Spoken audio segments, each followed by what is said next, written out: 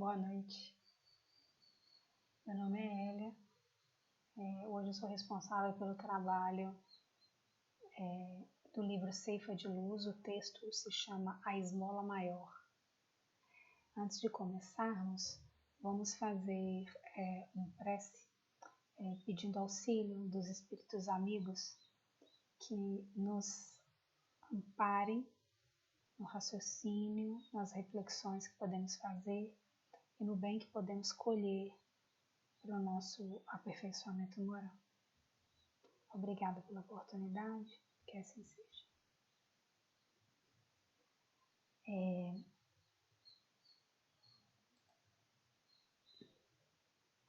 Certo.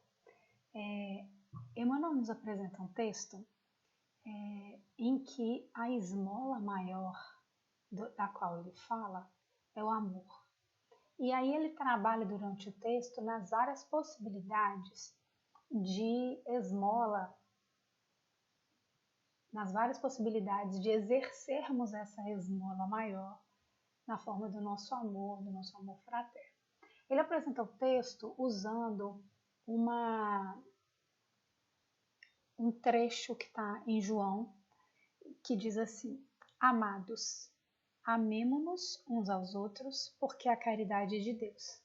E aí eu relembro que o conceito de caridade que nós precisamos usar é o conceito da caridade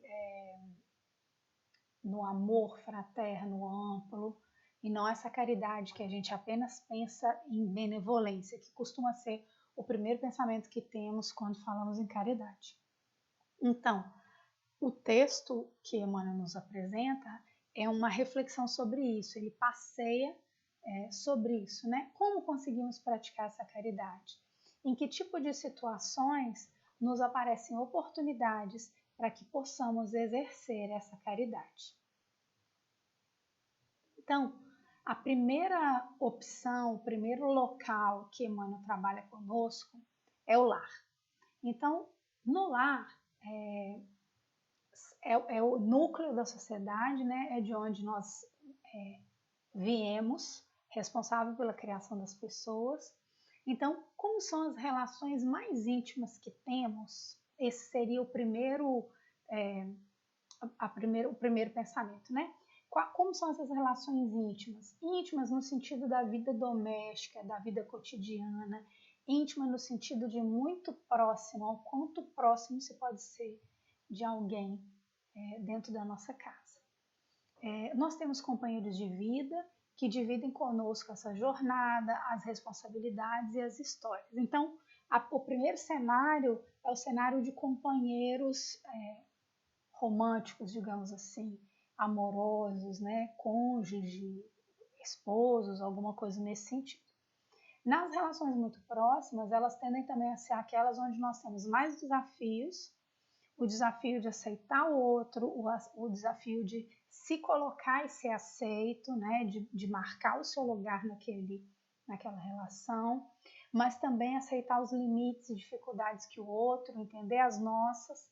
E é o lugar onde nós ultrapassamos mais os limites. É o lugar onde a gente às vezes diz o que não gostaria de dizer, simplesmente porque tem tanta liberdade, se sente tão à vontade que faz, né, determinadas coisas. Então, o primeiro cenário apresentado por Emmanuel seria esse. E aí então ele diz assim,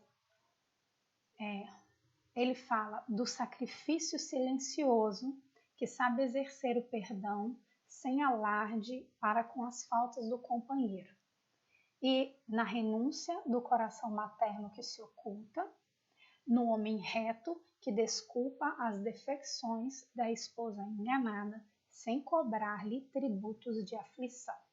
A palavra defecções significa abandono consciente de compromisso. Então, ele nessa frase ele está dizendo o homem que desculpa o abandono consciente que a companheira faz dos seus compromissos e sem cobrar-lhe os tributos de aflição. Independente do gênero, independente da primeira frase ele falar companheiro, então seria a mulher que perdoaria, e agora na outra frase o homem reto, a gente precisa pensar que quando estabelecemos uma relação assim com alguém, há um pacto, há responsabilidades que são divididas e tarefas que precisam ser cumpridas, não é? Espaços que precisam ser preservados para a vida de cada um. Então ele fala dessa necessidade de exercer o perdão quando o outro ultrapassa, entender quando o outro não cumpre o seu compromisso, não é? E ele fala também da renúncia, aí ele apresenta do coração materno, mas eu diria que a renúncia que vem com a maternagem e a paternagem, que nos cobra a todo momento, que a gente deixa os nossos gostos e preferências de lado, para que a gente possa cumprir com o que é melhor para aquele ser que nós temos a responsabilidade, né? Aquela criança, depois aquele adolescente. Então, é mesmo um exercício de renúncia e ele coloca isso. Então, a esmola maior no lar, ela é permeada pelo perdão, pela renúncia, pela desculpa. Eu anotei algumas considerações, por exemplo, no Evangelho segundo o Espiritismo, no capítulo 4, quando ele trata de reencarnação, há um texto que fala sobre que a reencarnação fortalece os laços de família. Algumas pessoas incautas ou que não conheçam bem o Espiritismo podem pensar que a reencarnação, se eu encarno cada vez uma família, eu não tenho vínculo com nenhuma. Mas de uma maneira geral, nós encarnamos em núcleos que são semelhantes. Claro, de acordo com a necessidade e a programação de cada um, mas nós tendemos a conviver com os mesmos espíritos, não é? E nesse texto é interessante porque é uma parte em que ela fala assim: adiantados e retardatários andam juntos em busca do seu aperfeiçoamento. Nem todos do mesmo núcleo encarnam juntos, alguns têm a oportunidade primeiro, outros precisam ficar no plano espiritual um tempo maior, mas nós encarnamos assim, com alguns avanços num campo e alguns atrasos no outro, e estarmos em grupo favorece muito o nosso crescimento, nosso aperfeiçoamento. E também eu gostaria de comentar, então, só para fechar esse pensamento, então, a reencarnação fortalece os laços de família porque a reencarnação se baseia também nessa corresponsabilidade que temos uns com os outros, com aqueles que prejudicamos, mas também com aqueles que nos são caros, não é? Na reparação, na ressignificação e no crescimento. E agora sim, no Evangelho, no capítulo 5, bem-aventurados os aflitos, as causas das aflições, elas são divididas entre atuais e anteriores. E quando a gente pensa em encarnação e família, a gente tem aflições atuais que são causadas por dificuldades atuais, não é? A forma como nós lidamos com o cônjuge ou com o companheiro, companheira, ou com os filhos, se somos negligentes ou se somos permissivos demais, ou se somos vigilantes em excesso. Então, os erros que cometemos podem causar aflições que são inerentes àquela relação, não é? E também as causas podem ser anteriores. Podemos receber na nossa família, como filho, como marido, como irmão, pessoas que tivemos dificuldades numa outra experiência, não é? E essas pessoas, elas, em algum momento, essa diferença, essa dificuldade, essa dívida, ela aparece, né, num momento mais traumático, mais tenso da nossa relação, ou a gente pode ter sempre uma dificuldade de aproximação com aquela pessoa, com a qual nós prejudicamos, levamos ao erro, não é? Ou erramos junto com ela.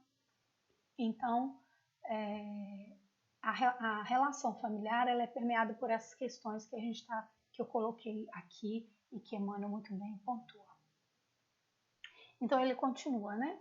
No lar a esmola maior está nos filhos laboriosos e afáveis que procuram retribuir em ternura incessante para com os pais sofredores. Claro que ele escolhe uma opção de dizer que os filhos nesse caso são laboriosos e têm uma ternura incessante. as dívidas de berço que todo o ouro da ternura incessante para com os pais sofredores, as dívidas do berço que todo o ouro da terra não conseguiria jamais resgatar.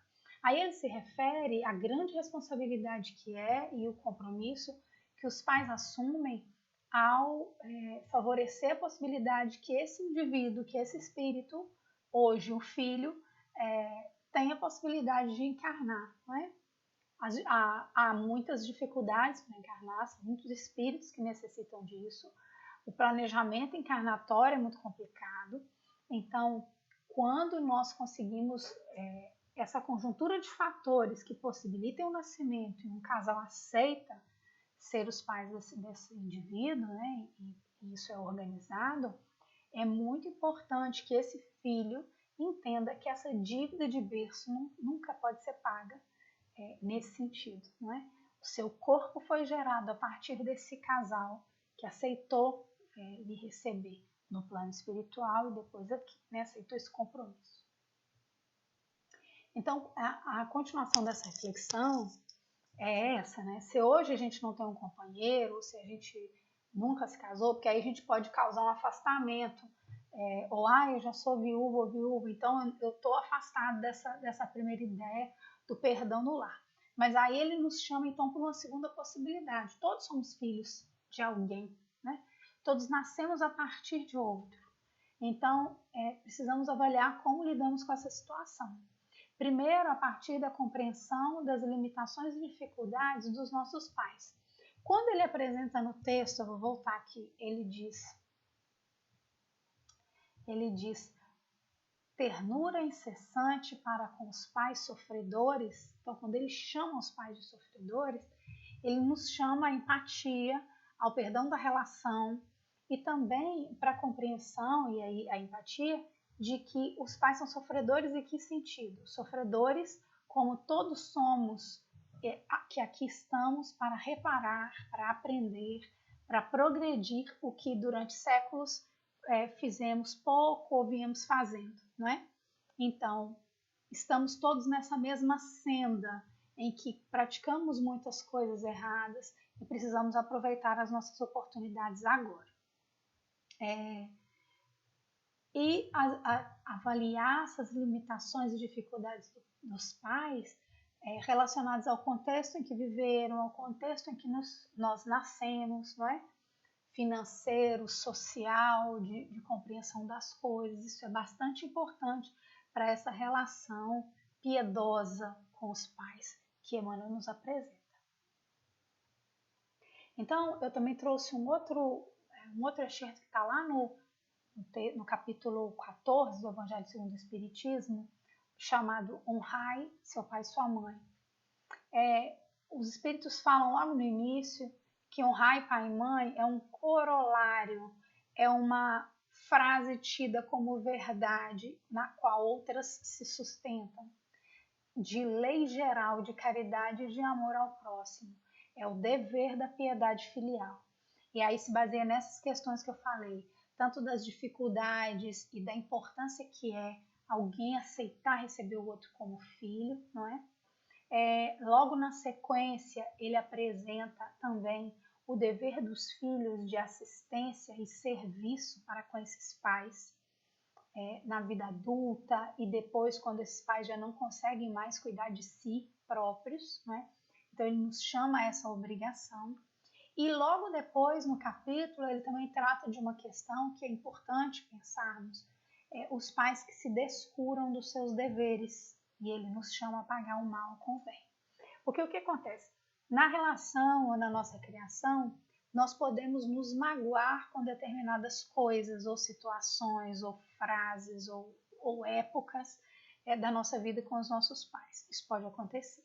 Mas é importante que a gente entenda essa ascensão deles, essa importância que eles tiveram na nossa vida, aquilo que eu estava falando sobre a empatia, entender o contexto, quanto de informação eles tinham, quanto de orientação eles tinham, e entender os pais como espíritos sofredores, nesse sentido de que eles também estão aqui para aprender, né? A relação conosco também os cura, a relação conosco também os ensina, é uma troca, né?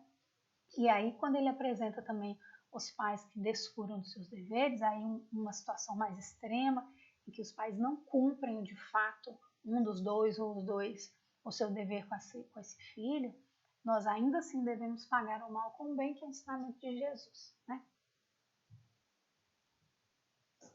Aí, na sequência, Emmanuel começa a falar conosco sobre o trabalho.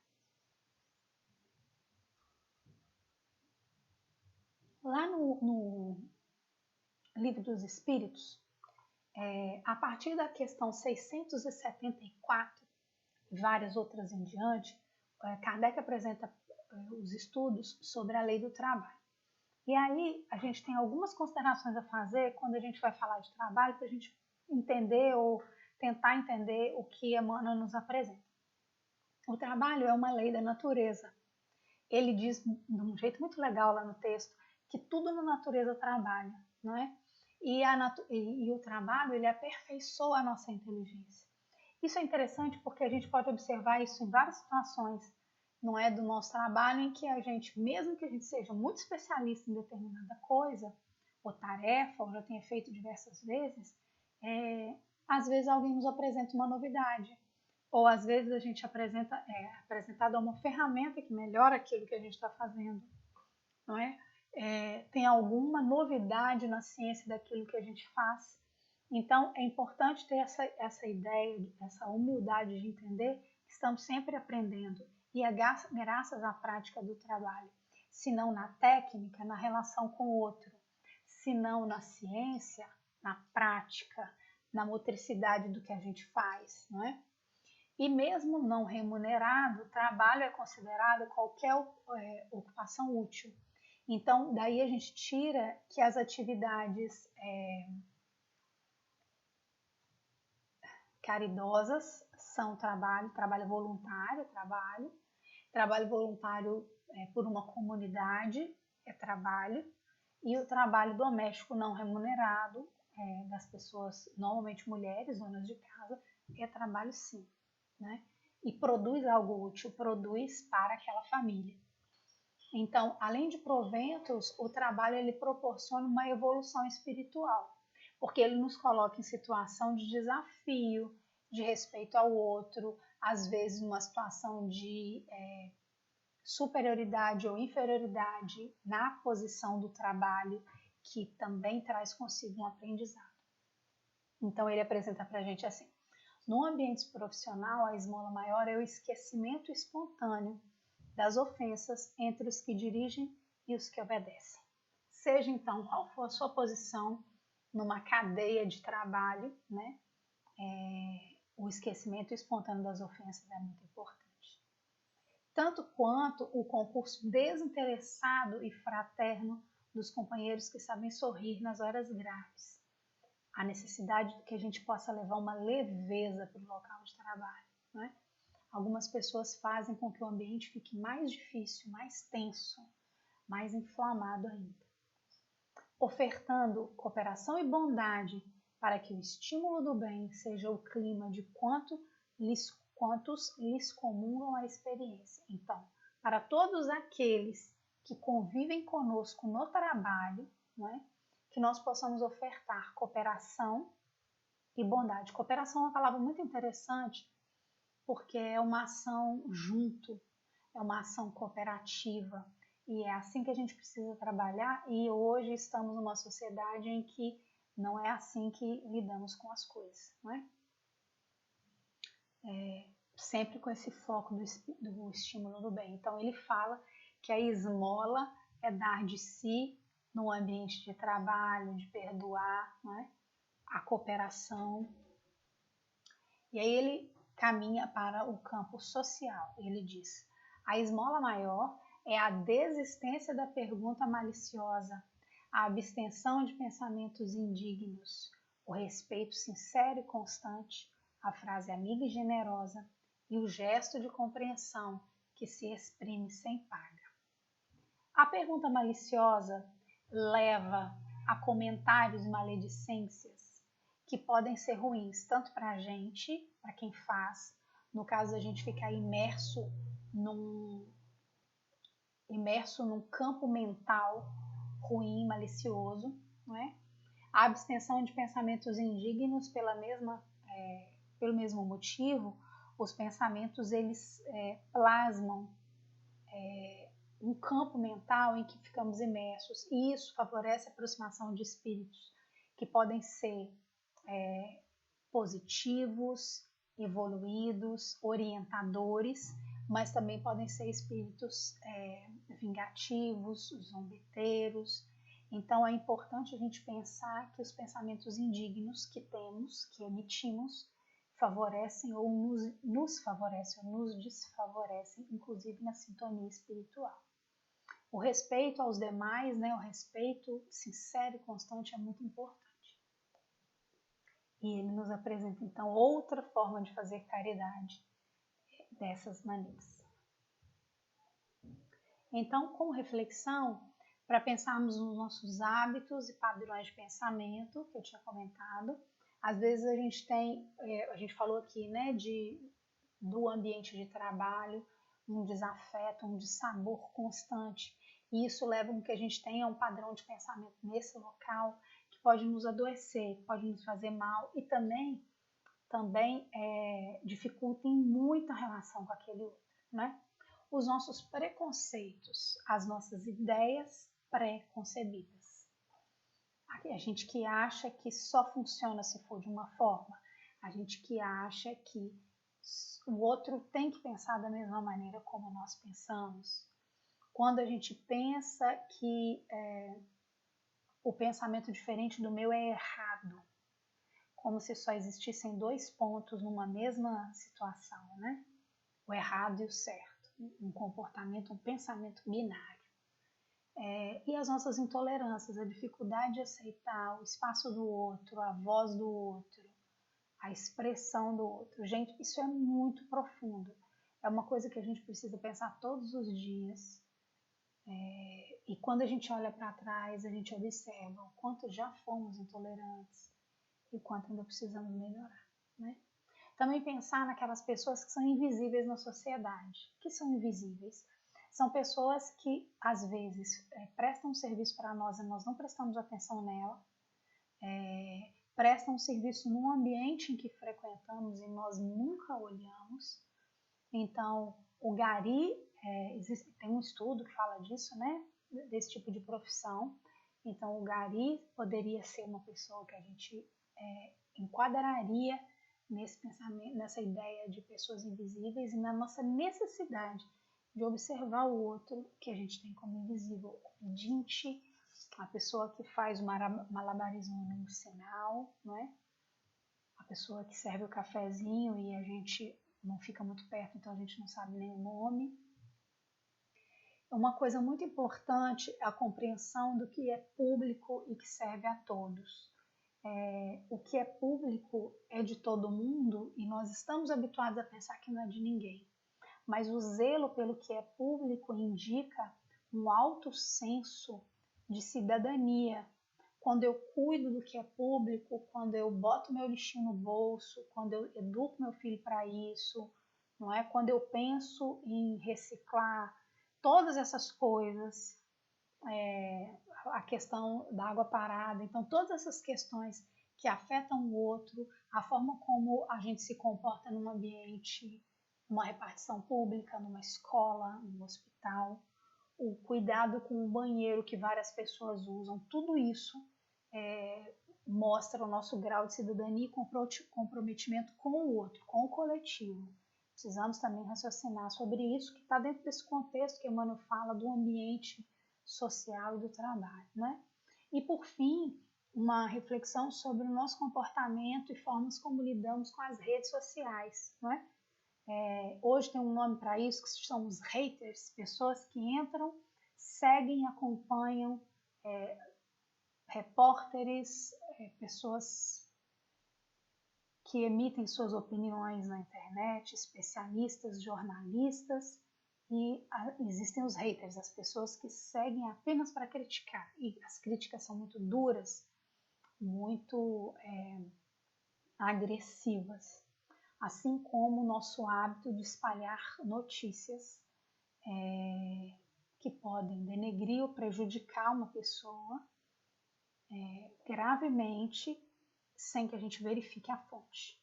Então, hoje a gente recebe, principalmente nos grupos de WhatsApp, notícias que são mentirosas, que são falsas, que são, inclusive elas poderiam ser plausíveis, parecidas com a realidade, mas elas são mentirosas e nós não verificamos isso. Então é bastante importante, porque isso também é caridade. Quando eu verifico antes de divulgar, eu tomo cuidado com aquele que vai ser mal falado, sem que ele sequer mereça ou esteja na posição de ser julgado. E aí, dentro disso, será que a gente pode julgar? Ou será que durante toda a nossa vida, se tivesse uma câmera apontada para coisas que fazemos, será que a gente não se envergonharia de nada, né? Então, precisamos avaliar como lidamos com isso também. Então, ele diz assim, já caminhando para encerrar. Em via pública, a esmola maior é a gentileza que ninguém pede, é a simplicidade que não magoa, é a saudação de simpatia, ainda mesmo que inarticulada. É a colaboração imprevista que o necessitado espera de nós, muitas vezes sem coragem de endereçar qualquer apelo. Aí aqui essa parte final, os invisíveis que a gente está falando, né? Se a pessoa não fala nada com a gente nem viu que ela estava ali. Cada um no seu caminho tem a sua dificuldade, a gente não sabe a luta que cada um está passando, mesmo que a pessoa esteja do nosso lado, né? Então, a esmola a qual Emmanuel, eu falo André Luiz, Emmanuel nos apresenta é a fraternidade, né? Ele diz, lembra-te da esmola maior de todas, da esmola santa, que pacifica o ambiente em que o Senhor situa, que nos honra os familiares e enriquece de bênçãos o ânimo dos amigos, a esmola do nosso dever cumprido. Então sejamos fraternos nos ambientes em que caminhamos, porque o Senhor está entre nós e Ele espera de nós esse comportamento mais fraterno, né?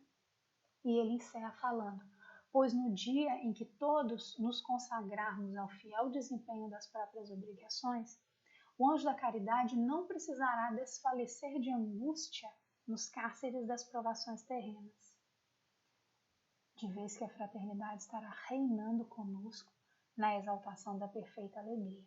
Quando eu li essa parte, o anjo da caridade não precisará desfalecer de angústia nos cárceres, eu pensei o quanto o nosso comportamento social, a forma como a gente vive em sociedade com tanta desigualdade, com tanta tranquilidade, eu fiquei pensando o quanto de trabalho a gente dá para o plano espiritual para tentar remediar e ajudar, né? O quanto de espírito benfeitor anda atrás da gente tentando nos ensinar, nos ajudar, nos orientar para que nós possamos fazer um pouco mais do que fazemos, né? Nesse sentido da caridade. E a fraternidade, então, deveria reinar entre nós e que a gente possa caminhar nesse sentido. Meus amigos, eu encerro aqui esse pequeno estudo. Agradeço a oportunidade de estar com vocês e de fazer essa pequena contribuição. E eu vou fazer uma pequena prece de encerramento, agradecendo ao Senhor essa oportunidade e pedindo, então, que nós possamos ter esses pensamentos de fraternidade e refletir a respeito do que nós possamos fazer mais em prol do outro, em torno de uma igualdade mais fraterna na nossa sociedade, na sociedade em que vivemos, nos ambientes em que circulamos. Nós agradecemos a nossa família, o nosso ambiente de trabalho, os ambientes sociais em que circulamos, agora um pouco menos em vista do isolamento, mas nós pedimos então proteção a todos aqueles que precisam trabalhar e se expor um pouco mais nesse momento de isolamento e pandemia. Obrigada, Senhor, por tudo, esteja conosco, que assim seja. Obrigada, boa noite.